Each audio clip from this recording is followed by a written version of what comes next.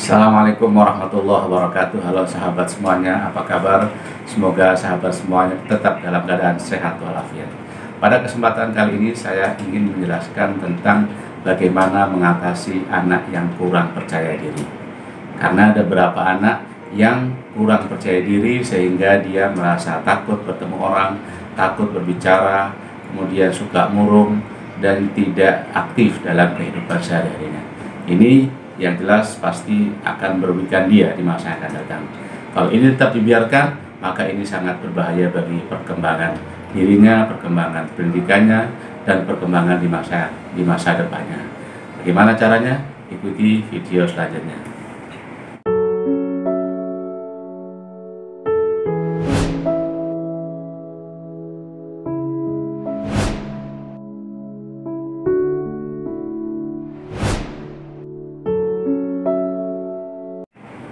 Anak yang kurang percaya diri biasanya disebabkan karena beberapa faktor, baik faktor internal ataupun eksternal.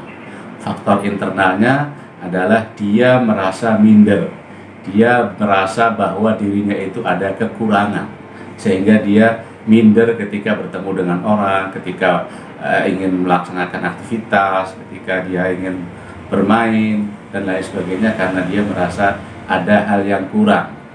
Yang kedua adalah faktor eksternal, faktor dari luar. Bisa jadi anak itu mendapatkan perlakuan-perlakuan yang negatif dari orang lain, entah dari orang tuanya, dari gurunya, dari temannya, dan lain sebagainya. Umpamanya anak itu sering mendapatkan cemoohan, sering dimarahi, sering dijatuhkan mentalnya, atau juga sering diremehkan, sehingga dia merasa dirinya itu kurang, dirinya itu tidak bisa apa-apa. Dan ini masuk dalam alam bawah sadar dia, dan sehingga dia tidak bisa beraktivitas dengan baik. Nah, tentunya hal ini harus diobati, hal ini harus diantisipasi agar anak itu tetap bergairah, agar anak itu tetap semangat, tetap aktif, tetap bekerja dan beraktivitas dengan teman-temannya, sehingga dia merasa percaya diri. Bagaimana caranya? Ada 5 hal yang perlu kita perhatikan. Yang pertama adalah fokus pada kelebihan-kelebihan anak. Jadi jangan melihat kelemahan-kelemahan anak, tapi fokus pada kelebihan-kelebihannya. Pasti setiap anak punya kelebihan-kelebihannya. Kelebihan bisa menggambar, kelebihan bisa menulis, kelebihan bisa berbicara, kelebihan bisa bermain, kelebihan bisa berlari. Nah, itu kita fokuskan kita perhatikan pada kelebihan-kelebihan anak.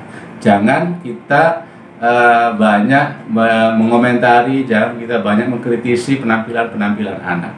Karena ketika anak sering dikritisi, ketika anak sering dikomentari yang negatif, maka anak itu akan merasa kurang pede, kurang percaya diri, karena dilihat oleh orang lain bahwa dia itu kurang, sehingga bagaimanapun akan berdampak kepada kepribadiannya, kepada psikologisnya, dan akhirnya berdampak kepada aktivitas fisiknya. Karena itu kita harus fokus kepada kelebihan-kelebihannya, jangan melihat kekurangan-kekurangannya. Yang kedua adalah memberikan kebebasan kepada anak untuk beraktivitas sesuai dengan usianya.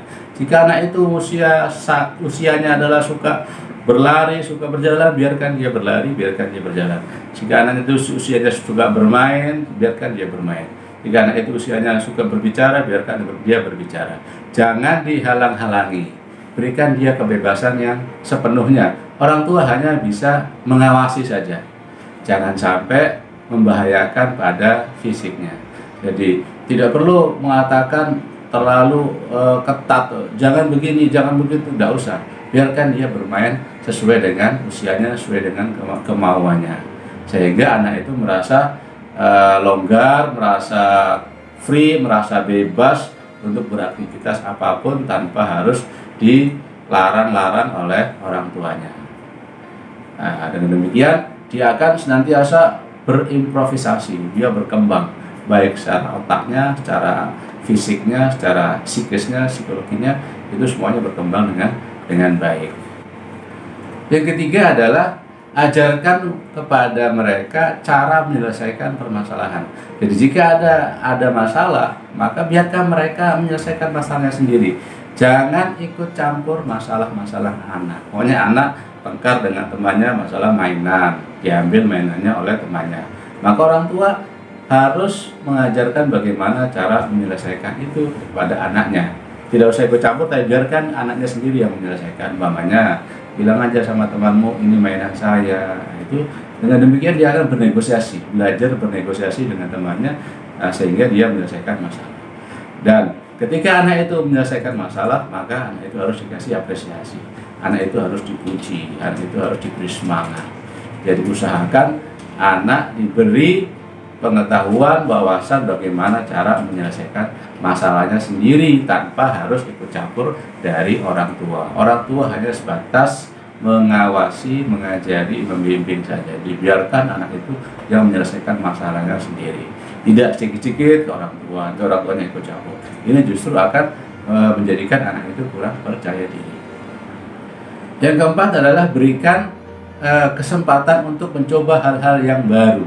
Hargai ide-idenya, berikan tantangan, berikan tanggung jawab pada anak, sehingga anak itu dia akan kreatif, dia akan mencoba berusaha untuk menciptakan hal-hal yang baru, berpikir dengan hal-hal yang baru. Jangan setiap ada keinginan anak terus dipangkas. Oh ini tidak boleh, ini tidak boleh, ini tidak boleh. Ini akhirnya anak tidak kreatif, anak kurang percaya diri. Karena itu berikan tantangan, berikan tanggung jawab. Kamu coba buat begini. Nanti anak bekerja, beraktivitas, sehingga anak itu merasa percaya diri. Ketika anak itu sudah bekerja, sudah berusaha, berikan penghargaan. Hargai usahanya, jangan lihat hasilnya. Hasilnya bisa jadi kurang baik, tapi jangan lihat hasilnya, lihat usahanya. Dengan demikian anak akan merasa dihargai, anak akan merasa semangat, dan terus akan melaksanakan improvisasi, akan mengerjakan hal-hal yang menantang bagi dia dan terbiasa dengan hal-hal yang sulit bagi dia. Nah, karena itu hargai idenya, hargai pemikirannya, hargai usahanya, jangan lihat hasilnya. Karena bisa jadi hasil itu jelek atau kurang baik, tapi jangan dilihat hasilnya. Tapi yang dilihat adalah usahanya. Dan yang terakhir adalah dorong anak untuk mempunyai cita-cita yang tinggi. Jadi ajarkan anak untuk memiliki cita-cita yang tinggi, harapan-harapan yang tinggi. Kamu ingin menjadi tentara, kamu ingin menjadi dokter, ingin menjadi insinyur, ingin menjadi programmer, ingin menjadi pelukis, ingin menjadi penulis, ingin menjadi pembicara, dan lain sebagainya. Ajari anak untuk memiliki cita-cita. Sehingga dengan demikian ketika anak memiliki cita-cita yang tinggi, kemudian dia akan berusaha, maka itu akan menjadi pembimbing bagi dia. Oh, saya harus seperti ini, sehingga saya harus begini, saya harus begini. Dengan demikian maka anak akan bangkit semangatnya dan anak ingin meraih cita-citanya. Orang tua hanya mendukung, orang tua hanya mensupport apa yang menjadi keinginan-keinginan anak. Dengan demikian maka anak akan punya rasa percaya diri dan punya semangat untuk beraktivitas, untuk meningkatkan kualitas dirinya, kompetensinya, dan insya Allah rasa kurang percaya dirinya akan hilang.